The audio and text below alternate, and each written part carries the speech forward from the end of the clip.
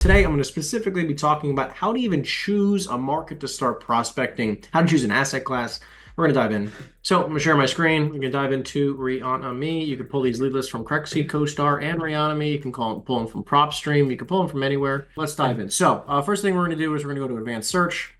This is just going to bring us the entire country here. Brendan, you're going to be the lucky winner today of me doing an exact workaround for your type of your location. So what state are you in? Missouri and Kansas is where I do business. Kansas. Okay, great. So let's just start with Kansas. All right, we'll even do this big MSA. What I even like to do sometimes is just like if let's just say we're gonna remove the boundary and we're gonna zoom out a little bit.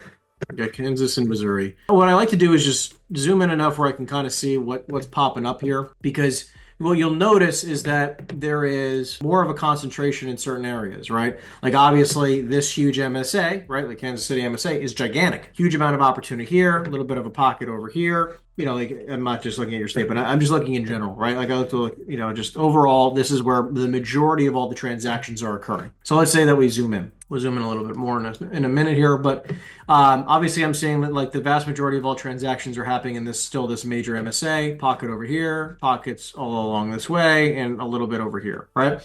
But long story short, still the greater percentage of it is happening in this MSA. So let's click here. So without, having to worry about so much about location, because what I don't want to have happen is us prospecting in the middle of nowhere, Missouri, in the middle of nowhere, Kansas, and not getting any business done, right? Whenever I'm choosing a market to start, let's say recruiting to or start prospecting in, a couple things are obviously going to take place. Number one is demand, right? How much business are there actually going to be taking place in this market? And number two is my buyer business, right? Like what kind of buyers do I have that are actually looking in this market? Because if I have no buyers, I'm not just prospecting to prospect. So let's say in your area, you already have a couple buyers you've spoken to. And we're only, again, just focused more so on the location here. In this general vicinity, we got 277,000 properties. What we're going to do is that we're going to click on sales within the last year. So you can see there's 1,414, call it 14,500 properties, okay? 14,500 properties have traded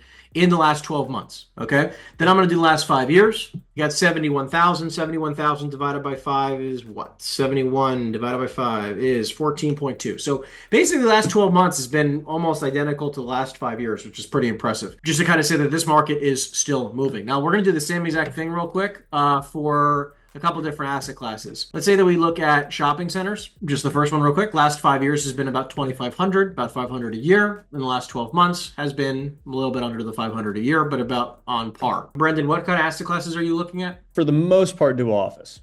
Office. Okay. Anyways, that's just retail. We're going to keep continuing here. I'm going to uncheck that box. Let's do some office. So we got office here, 352 in the last 12 months. Let's go 5 years, 2,000. Right, so you have 2,000 transactions divided by 5 is obviously 400. So let's go back to that. Yeah, we're basically around there. We're about 10% under the average. So not too shabby for office space. Let's continue.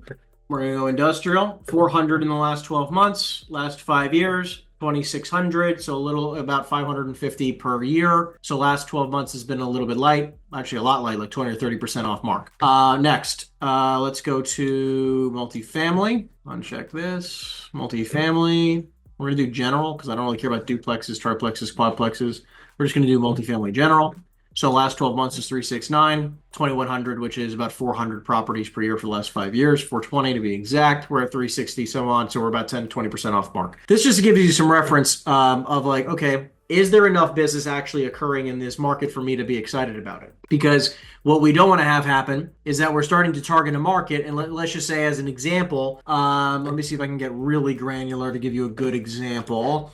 Let's do hotels, okay? We got hotels and let's uncheck multifamily because there's only 18 hotels that have traded in the last year. Let's go last 5 years. So last 5 years is 120 divided by 5, and it's 24. So about the same. So the long story short is like, imagine if hypothetically this year that you only had like 3 hotel sales. Because if you went like, let's just say during COVID year, you probably had no hotel sales. So obviously, like if we're looking at, for you, Brendan, just out of curiosity, what made you choose office? It's just kind of what I got started in with the brokerage that I'm at. Okay, got it. Is your brokerage only do office? Are you able to do other things? We are able to do other things. All right, cool. Just curious. All right, cool. So we have office. I'm just going to check this box now. Let's do the last 10 years. We'll see what if, okay. So 3,600 per year for the last 10 years. And then we're probably seeing, let's see, we got 53 That's only last 90 days, so we're a little bit slow, but that's probably just this time of year, to be honest. Yeah, so I mean, you're actually, in the last 12 months, there's been enough sales, which is actually kind of surprising.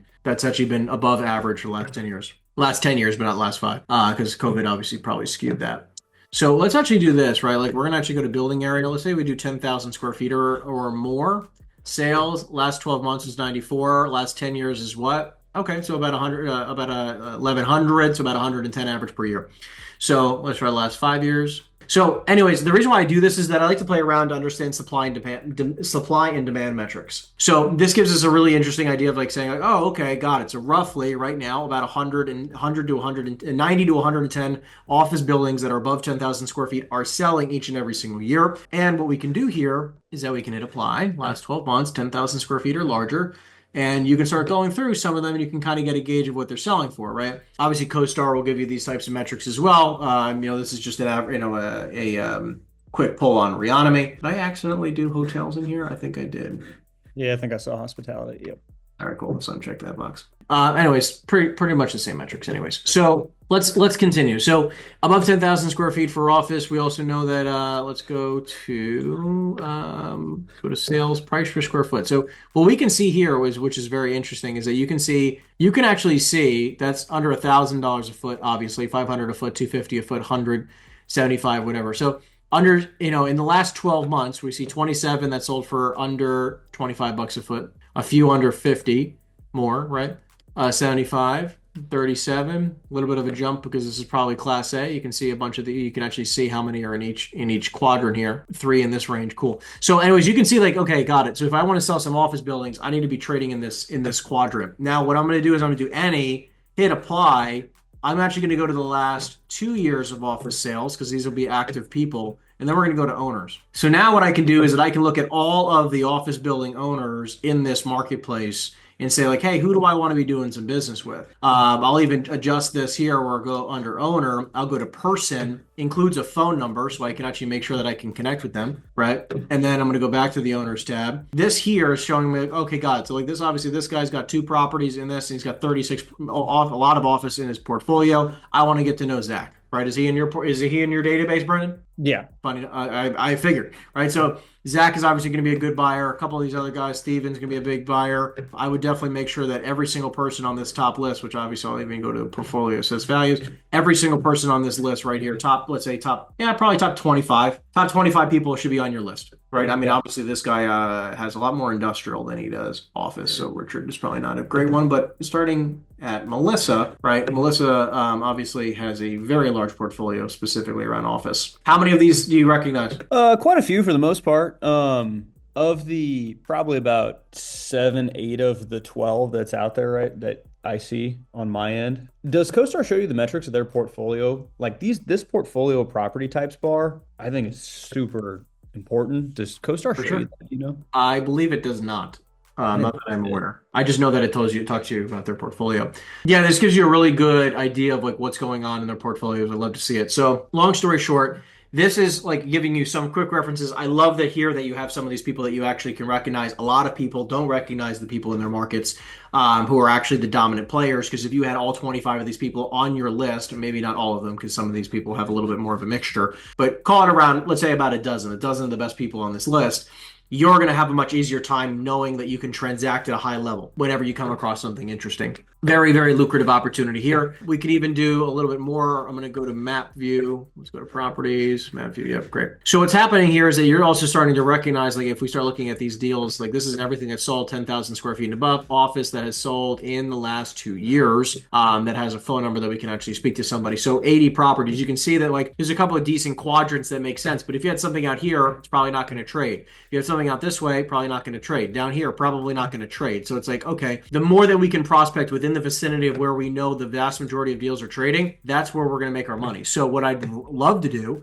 is that I actually will draw using a polygon, right? And I will just surround, right, the more prominent areas of where we'll have some transaction volume, right? So like I know, perfect. So like we know that the vast majority of office sales are happening in this quadrant. This is where we should be prospecting, right? So what I'll do is that then I'll flip it. I'm going to keep it with office, but I'm going to go to, let's go to owner. I don't need to have person, just includes a phone number. Go to sales, not within the last 10 years. So I'll flip it on its head. Like you could easily customize this. You can go 15 years, you can go 20 years, you can go any amount of years you want, but you could start with 10 just as an example as your first least list pull. I would still do 10,000 square feet and above. If you have a bunch of smaller buyers, maybe you can go smaller, but this would be the first list that I would pull, which gives you about 1,000 properties to prospect through, which would also give you the highest likelihood of actually transacting on these properties. Any questions about this process so far, Brandon? You talked about at one point getting an idea of supply and demand. Let's say an example, most of the examples that you just pulled over the past 12 months, it's been under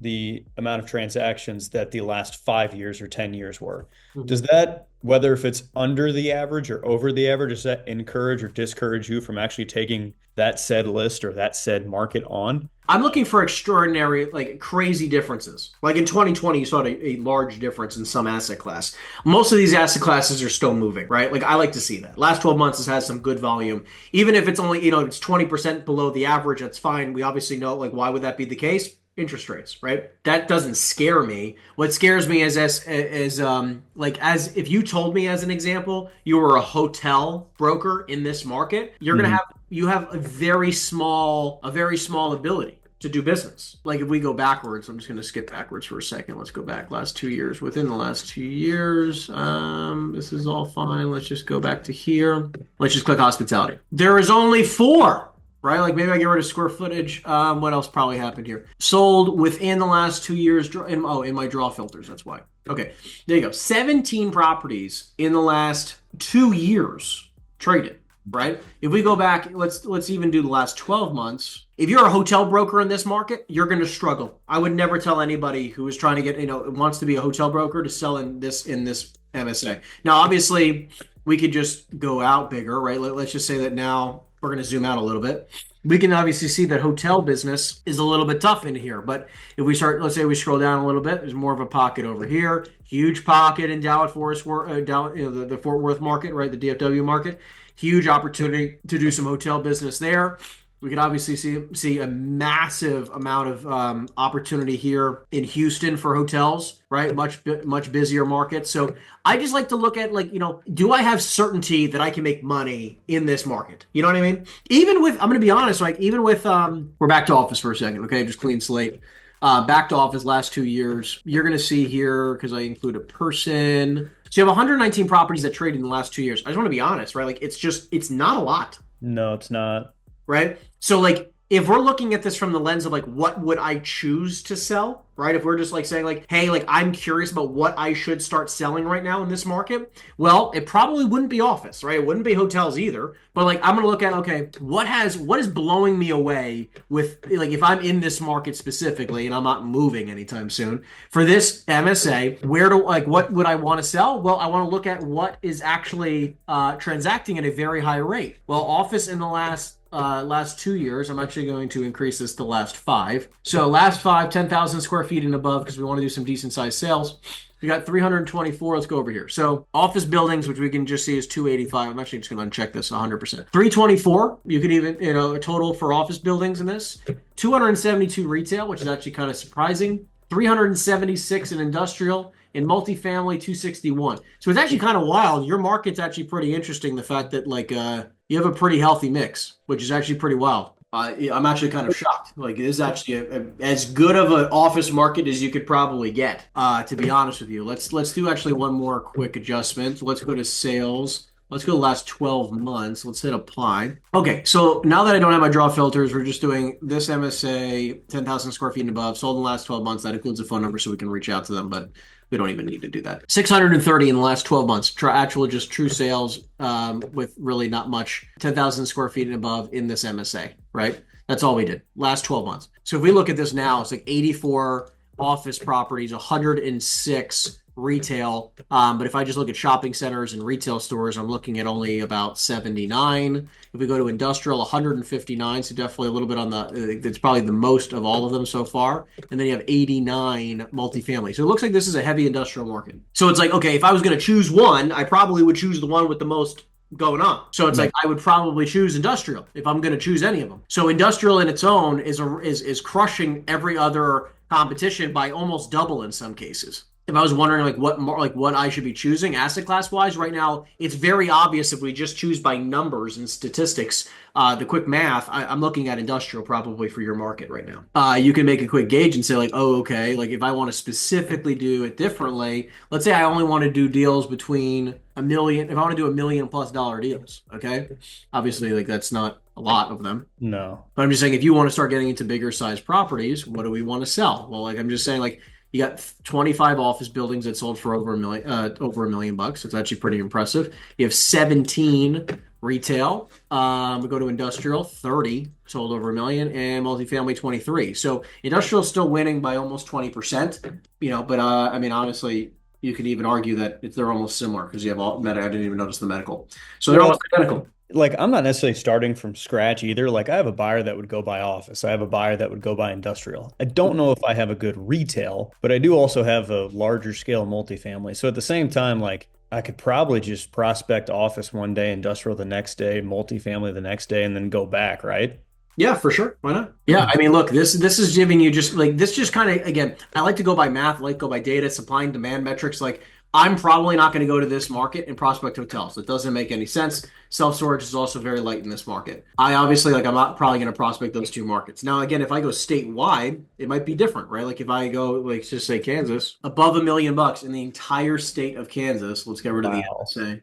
Entire state of Kansas, you only had 176 properties that were above 10,000 square feet that sold for that price. Now let's say I clear out the square footage here. Wow, that's crazy. Okay, so square footage was obviously skewing it a little bit. So 728 properties. Let's go to property type. Oh my goodness. Okay, property type 60 properties that are office, 47 for retail, industrial was 70, and multifamily was 54. So yeah, I mean you're looking at the three main markets. I think those are the best ones to stick in right now. Office, industrial, multifamily are pretty strong in this market for sure. Again, just to keep your average sale price up, everything else. Let's go to Missouri. Yeah, Missouri's probably gonna be a lot bigger. So if we go to Missouri now, all the same type of metrics, 116 in office. Looks like actually a lot of opportunity in the retail side of the business here. 150, 156, 139 in warehouse, and multifamily, a lot of opportunity. Killing it, 243. So huge opportunity in Missouri there. There's a unit count for multifamily too, if I wanted to filter by that as well, right? Yeah, yep. So but you can also see that like with Missouri, there's also there's a huge MSA over here, a lot of business going on down south, decent amount of stuff in the pockets here. The St. Louis market is huge. Anyways, so there's a lot more going on out here in Missouri than there probably is in Kansas. It gives you some opportunities to be like, oh, okay, got it. Like I'm going to pivot in this direction because there's a stronger demand metric here. Side question on this then. So like if I was just doing office, let's say. The office market just in Kansas City in terms of the transactions over 1 million, probably not big enough for you to look at if you were consulting me to say only focus on office in the Kansas City metro. I think it would be very tough. Like look, if you look at 12 months, just let's say even Missouri, you have 116 sales. Think about it. Like what percentage of this market do you think you're able to capture? I mean, even if you capture 10% of the market, you're talking about 16 properties. No, I know, but hold on. I'm saying like as an individual agent, no one has 10% market share. No, that's true. Yeah, so I'm saying like I'm even just saying if you got even barely 1% for yourself, are you making good money? That's what I want to know. So like if I'm only saying 1%, what's 1%? Well, it's 116 total properties in the market. I'm only able to make, 1.1 sales a year? That to me isn't enough to live. So it's like, oh, okay, got it. Like, okay, what do I want to do? Well, I want to do, let's just say, how much money do you want to make? What's your financial goal? This year, 620 gross. 620,000 in GCI. Cool. So 620, what's your average sales price right now? I do a lot of leasing, so it's hard to factor that in. Yeah. So then if we're looking at it from the lens of like, let's just say we're doing just sales as an example. Okay. Sales, we're probably talking 750 to $1 million. Okay. I'm just going to say $1 million. Okay. For real quick, easy numbers. And let's say we do $1 million at 3%. Million at 3% is 30 G's. You have to do in order to just make 620 on just sales, right? 620 divided by $30,000 is 21 transactions. Are you doing 20? If you did 21, you'd be the biggest, baddest mother effer in the entire state. It's just probably not happening. No one's walking into this market and doing 21 office deals that year themselves, right? Like, I don't care who you are. Is that just not happening, right? So what I'm looking at is saying, like, what is going to be the easiest path of success to achieve those types of numbers? So it's like, okay, well, you probably need to sell office like across this entire state of Missouri. I'm going to do Kansas as well. Hold on. Entire state of Kansas. We're going to do office. We're going to do industrial. We're going to do multifamily. You have 682 properties. So even if you only did 1% market share, you're looking at 7-ish transactions. So it's like I see here that you have a much easier opportunity to make some decent money if this is your business focus. Gotcha. My question then becomes, I'm doing, let's say I just hammer home office, just random example. To sell an office building or to basically represent someone on the buyer side to go buy something in Kansas City Metro is easy for me. I know the leasing here like the back of my hand. Yep. Let's say I go over to St. Louis. I know it roughly, don't know it as intimately as I do Kansas City market here. So let's say I go start prospecting St. Louis for my clients. How do I be able to tell them, hey, I know the leasing here. Here's the feedback, or I mean, here's my feedback based on the building, based on the location, based on what you need to account for in TI money and commission money, et cetera, et cetera, et cetera.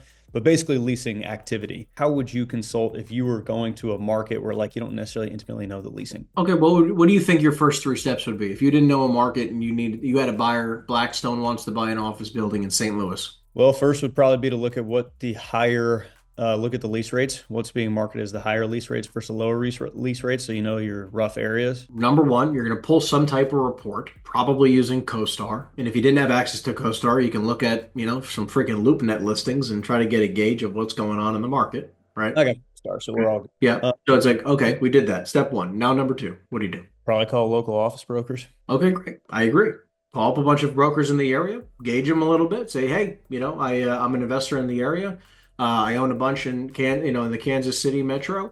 Looking at St. Louis. What can you tell me about the market? Makes total sense. And he goes, you get a bunch of feedback.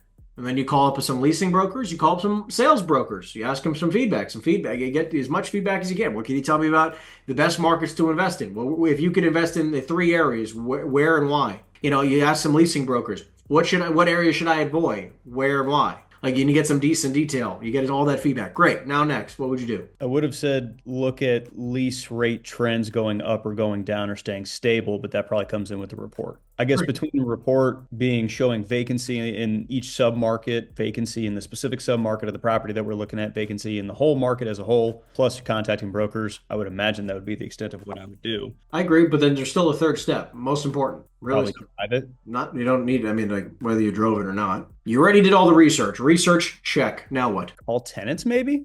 Start finding some deals. Oh, gotcha. Got to find some opportunities. Now you're going to call up some property owners and try to get a gauge of what they're looking for property. And then every single one, you're going back to the research and go, oh, this guy wants $100 a square foot. Well, my sales broker said that $100 a square foot in this market doesn't make any sense. They said this is a $50 to $75 a foot market. Okay, well, it's actually in this market, and the sales brokers actually said that this, and I can see some sales comps are all trading at $150 to $200 a foot. Okay, got it. Like I can start moving in this. Like this market, actually, this deal might make more sense. I move deeper and deeper into the deal. Makes sense. So it's like, because like, look, I mean, all the same metrics are for any area in the country. That research doesn't change. I'm going to go pull some reports. I'm going to go talk to some brokers. I'm going to figure out where the average leasing markets are. And if I happen to pull something that's not in those markets, I'm going to go back to step one. Go back to pulling some research. Go back to pulling up, calling some leasing and sales brokers and start over again. And then I can get a quick gauge. Okay, well, based on the 15 conversations I've had, right? But obviously, I'm not even going to start that process. I'm not going to waste my time, energy, and effort of calling brokers and going through this whole process if I don't even have a single lead yet. I at least want to have some opportunities that I can put in front of somebody to get a gauge. I was actually thinking about buying in this market. What can you tell me about it? I like to lead with deals. I like to lead with a buyer who's looking for product in that area. And then once I got it, I can start doing some research. But I have nothing to do research on. Yeah, right? it makes good sense. People just get a little bit too, what is it called? Paralysis analysis. Yeah. Like, I want to prospect this market until I know every single thing I know. I need to know everything about this market. Well, that's silly because you're never going to know everything. It's a fair point.